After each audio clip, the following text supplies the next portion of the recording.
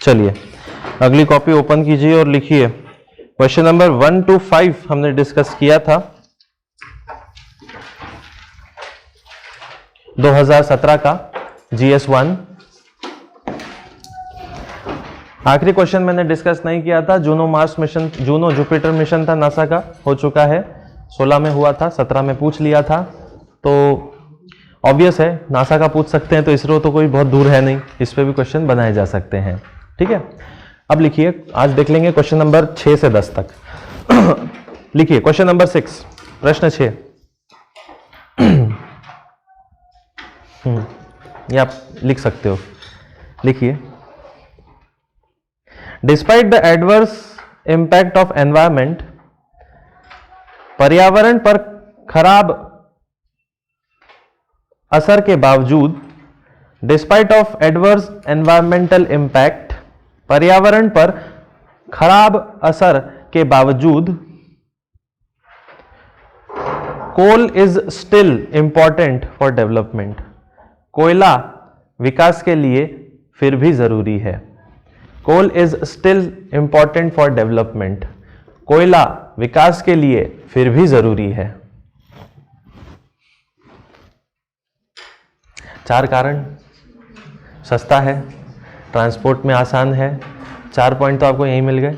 हमने पूरा डिस्कस ही इसको अभी किया था पिछली इसी लेक्चर में, तो वो जो भी पढ़ा है हमने वो पूरा पढ़ा हुआ के सारे पॉइंट्स यहाँ आ जाएंगे। ठीक है, बनने का नहीं पूछा गया है यहाँ पर, केवल बनने के बाद की जो कहानी मैंने आपको बताई थी वो इसके अंदर इंक्लूड हो जाएगी, तो मुझे शायद कुछ भी समझाने बताने की जरूरत नहीं है। ठीक है, अगला क्वेश्चन लिखिए। 7वां प्रश्न आया था, advantage of cultivation of pulses, दालों की कृषि के लाभ। Advantage of cultivation of pulses, दालों की कृषि के लाभ।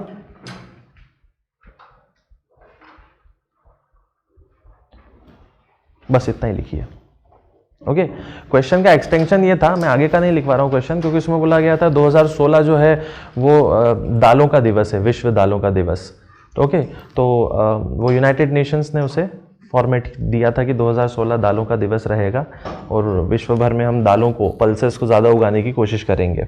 बेसिक क्वेश्चन में पूछा था दालों से फ़ायदा क्या होता है, दाल की कृषि से फ़ायदा क्या होता है। तो दाल क्या होती है, नाइट्रोजनस फिक्सेशन या लिग्यूमिनस प्लांट बोलते हैं, लिग्यूमन पौधे होते हैं जिनका एक ही काम होता है मिट्टी में क्या इकट्ठा करना, नाइट्रोजन। तो पर्यावरण में नाइट्रोजन छोड़ते हैं और मिट्टी में नाइट्रोजन इकट्ठा करते हैं, ये सब फायदे होते हैं। इसके अलावा इन चीज़ों से फ़ायदा क्या मिलता है, आपको नाइट्रोजन के लिए एक्स्ट्रा खाद डालने की ज़रूरत नहीं पड़ती है, यूरिया वगैरह की ज़रूरत कम पड़ती है या नहीं के बराबर पड़ती है। तो कुछ पॉइंट्स लिख लीजिए। 2016 इंटरनेशनल ईयर ऑफ पल्सेस, अंतर्राष्ट्रीय दालों का दिवस, दालों का वर्ष, अंतर्राष्ट्रीय दाल वर्ष, international year of pulses. United nation, संयुक्त राष्ट्र, लेकिन जिम्मेदारी किसको दी होगी, FAO को, फूड एंड एग्रीकल्चर ऑर्गेनाइजेशन, जिम्मेदारी FAO को, फूड एंड एग्रीकल्चर ऑर्गेनाइजेशन। ठीक है, वही बेसिक बातें, फूड सिक्योरिटी, न्यूट्रिशन वगैरह वगैरह। दालों में क्या होता है, प्रोटीन, तो प्रोटीन भी लिखो, इट हैज़ प्रोटीन, प्रोटीन होता है। नाइट्रोजन फिक्सेशन, नाइट्रोजन फिक्स करता है। फूड सिक्योरिटी, खाद्यान्न सुरक्षा देता है, फूड सिक्योरिटी खाद्यान्न सुरक्षा देता है। Release nitrogen in atmosphere, nitrogen ठंडी होती है या गर्म, ठंडी होती है, तो एटमॉस्फेयर में अगर नाइट्रोजन रिलीज करेंगी ये दालें, तो इससे क्या होगा, ग्लोबल वार्मिंग को भी हम कंट्रोल कर सकते हैं। लिख लो, control global warming, global warming पर नियंत्रण या तापमान पर नियंत्रण। तापमान में नियंत्रण करेंगे तो पर्यावरण में इम्पैक्ट कम हो जाएंगे, तो लिखो एनवायरमेंट इम्पैक्ट, पर्यावरण पर असर।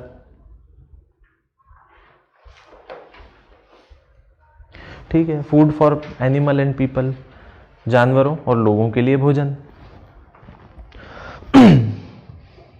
और क्या फ़ायदा होता है इससे, दालें उगाने से? मिक्स क्रॉपिंग, मिश्रित कृषि, मिक्स क्रॉपिंग, मिश्रित कृषि, गुड मॉइस्चर, अच्छी नमी, and good ground water table, और अच्छा भूजल स्तर, गुड ग्राउंड वाटर टेबल, अच्छा भूजल स्तर। ये सब दालों की खासियत है जो पूछी थी, दाल उगाने से क्या क्या होता है। अगला क्वेश्चन लिखिए, ये भी हमने पढ़ रखा है। How does cryosphere affect the climate? क्रायोमंडल मौसम में कैसे प्रभाव करता है? How does cryosphere affect the environment या क्लाइमेट? क्रायोमंडल किस तरह प्रभाव करता है मौसम पर? क्रायोस्फीयर क्या होता है बताया था, जहां जहां बर्फ है पूरी पृथ्वी पर, पृथ्वी के केवल बर्फ के हिस्से को ही देखा जाए तो उस गोले को क्या कहेंगे हम? क्रायोस्फीयर। तो एक बर्फ आपको यहाँ मिलेगी, एक यहाँ मिलेगी, और कुछ हिमालय में मिलेगी, और बाकी की तिब्बत इलाके में मिलेगी। एल्प्स वगैरह के पर्वत हैं यूरोप में, वहाँ मिलेगी। कुछ कनाडा में बर्फ मिलेगी। ठीक है, तो जहाँ जहाँ बर्फ मुझे दिख रही है उस बर्फ के हिस्से को मैं क्या बोलूँगा? क्रायोस्फीयर। जैसे लिथोस्फीयर होता है, तो लिथोस्फीयर किसको बोलूँगा मैं? बर्फ हटा दो, पानी हटा दो, जो जमीन बची उसको लिथोस्फीयर बोलेंगे। ठीक है, हाइड्रोस्फीयर किसको बोलेंगे? केवल पानी पानी को देख लिया मैंने, हाइड्रोस्फीयर। तो क्रायोस्फीयर हम उसे कहते हैं। इसमें क्या लिखना चाहिए? तो क्रायोस्फीयर के बारे में लिखिए। पहले तो डेफिनेशन क्रायोस्फीयर की, कंप्लीट स्नो ऑन अर्थ, पृथ्वी पर संपूर्ण बर्फ। कंप्लीट स्नो ऑन अर्थ, पृथ्वी पर संपूर्ण बर्फ, इंक्लूडिंग आइस शीट, बर्फ के पट्टे, इंक्लूडिंग आइस शीट, बर्फ के पट्टे, रिवर्स, नदियां, माउंटेन्स, पर्वत,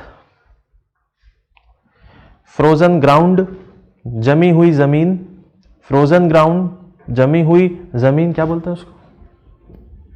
जमी हुई जमीन को परमाफ्रॉस्ट बताया था ना पीडीएफ में, परमाफ्रॉस्ट। कुछ लोग अगर वेटलैंड के ऊपर घर बना लें और वेटलैंड जम गया तो वो परमाफ्रॉस्ट बन जाता है। परमाफ्रॉस्ट के पिघलने से नुकसान होता है, मीथेन गैस रिलीज होती है, गर्मी रिलीज होती है और घर वगैरह टूट जाते हैं। तो परमाफ्रॉस्ट यानी कि फ्रोजन ग्राउंड को ही परमाफ्रॉस्ट बोलते हैं। जमी हुई जमीन मेक क्रायोस्फीयर, क्रायोस्फीयर बनाती हैं, क्रायोमंडल बनाती हैं।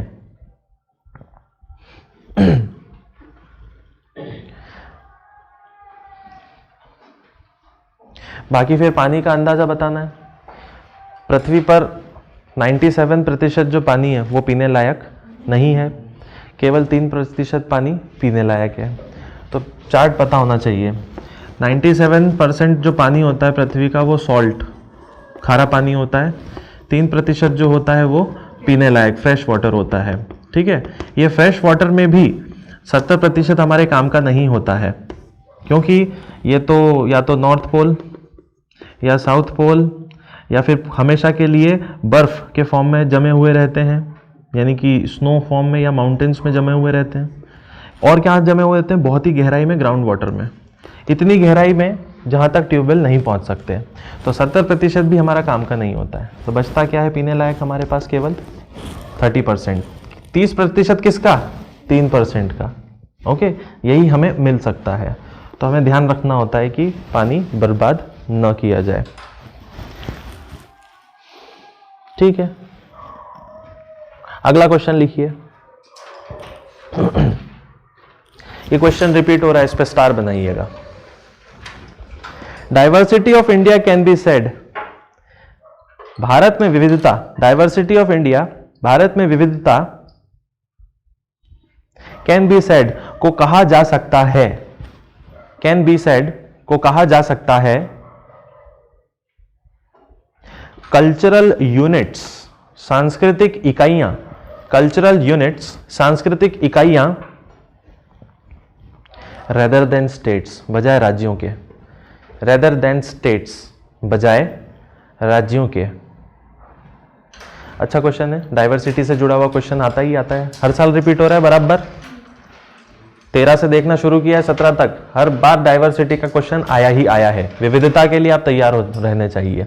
ओके, क्वेश्चन में ये पूछा गया है कि भारत में लोग बहुत अलग अलग हैं हर जगह, और ये जो लोगों में जो विविधता है, यानी जो लोग अलग अलग हैं, इनके अलग अलग होने को राज्य में नहीं विभाजित होना चाहिए, राज्य नहीं बोलना चाहिए, बजाय क्या बोलना चाहिए उन राज्यों को?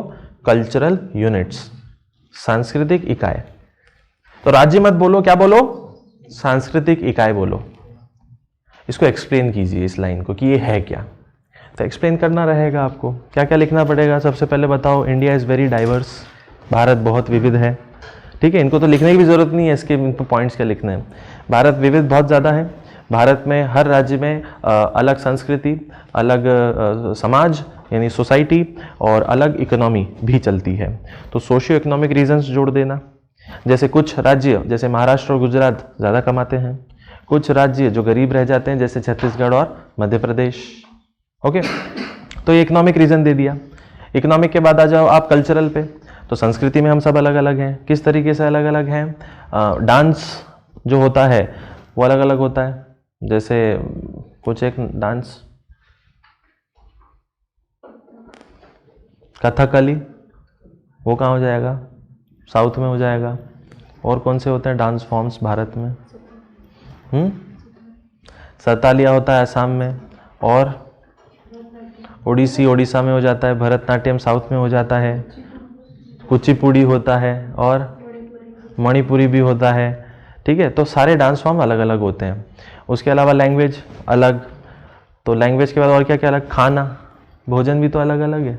हैदराबाद में बिरयानी मिलेगी, ठीक है, मालवा में दाल बाटी। तो खाने भी क्षेत्र के साथ साथ अलग अलग हो जाते हैं। दैट मीन्स राज्य एक प्रकार से क्या है? कल्चरल यूनिट ही है। एक राज्य के अंदर एक जैसी संस्कृति, लगभग एक जैसी संस्कृति चलेगी। ओके, थोड़ी डिस्टेंस पे, हर कुछ किलोमीटर दूर जाते जाते आपको संस्कृति बदलती हुई दिखती है। आप जाओ यहाँ से 250 किलोमीटर दूर, इधर कहीं भी जाओ, ऊपर नीचे साइड दाएं बाएं, पूरा बदल जाएगा वो इलाका ही। ओके, भाषा बदल जाएगी, खाने का तरीका बदल जाएगा, बातचीत का, व्यवहार का, समाज का, आर्थिक तरीका, सब कुछ बदलेगा। तो ये बताना पड़ेगा। तो आप लास्ट में लाइन में क्या लिख सकते हो कि हाँ, ये कहा जा सकता है कि हर राज्य एक प्रकार से क्या है? एक सांस्कृतिक यूनिट होती हैं, सांस्कृतिक इकाइयाँ होती हैं। ठीक है, जैसे कंपैरिजन करवा सकते हो आपकी, बहुत आसानी से हम ये फ़र्क देख सकते हैं कि एक राजस्थानी, एक गुजराती और एक मराठी के बीच में हम फ़र्क पता लगा सकते हैं। ठीक है, दक्षिण भारत में हम उतना तो नहीं फ़र्क लगा सकते हैं, लेकिन भाषा का फ़र्क होता है, जो हमें तो सब एक जैसा ही दिखता है, उत्तर भारतीयों को एक जैसी लगती हैं, लेकिन साउथ इंडिया के अंदर भाषाएं अलग अलग होती हैं। ठीक है, तो 5 भाषाएं जो हैं वो उनको क्लासिकल लैंग्वेजेस में डाल दिया गया। उत्तर पूर्व में अगर घुसना हो तो घुस जाना, नहीं तो निकल नहीं पाओगे वहाँ से बाहर, क्योंकि वहाँ पे अलग अलग, वहाँ तो हर राज्य के अंदर बहुत सारी विविधताएँ हैं। नागा हैं, ठीक है, नागाओं के अलावा मीज़ो होते हैं, मीज़ो के अलावा अरुणाचल प्रदेश तो पूरा ट्राइबल इलाका ही होता है, तो ट्राइब्स वहाँ पे बहुत ज़्यादा होते हैं। ठीक है, खासी है, जयंतिया है, गारो है, ये सब आपको मेघालय में मिल जाएंगे। तो ये सब ट्राइबल लोग एक दूसरे से अलग होते हैं, कस्टम्स में, फैमिली में, डांस में, म्यूज़िक में, ट्रेडिशंस में। ये था आपका आंसर। आखिरी क्वेश्चन 10th, बहुत बहुत बहुत इंपॉर्टेंट क्वेश्चन और फिर से रिपीट हो रहा है एक तरीके से। What are 2 major legal initiatives? 2 प्रमुख कानूनी नवाचार बताएं। What are 2 major legal initiatives? 2 प्रमुख कानूनी नवाचार बताएं बाय द स्टेट, जो सरकारों ने किए, बाय द स्टेट जो सरकार ने किए सिंस इंडिपेंडेंस, आजादी से, सिंस इंडिपेंडेंस, आजादी से, फॉर शेड्यूल्ड ट्राइब्स, आदिवासी जनजातियों के लिए, फॉर शेड्यूल्ड ट्राइब्स, आदिवासी जनजातियों के लिए। क्या किया भारत सरकार ने आजादी से लेकर अभी तक? ऐसी 2 चीजें बता दो। ऑब्वियसली, और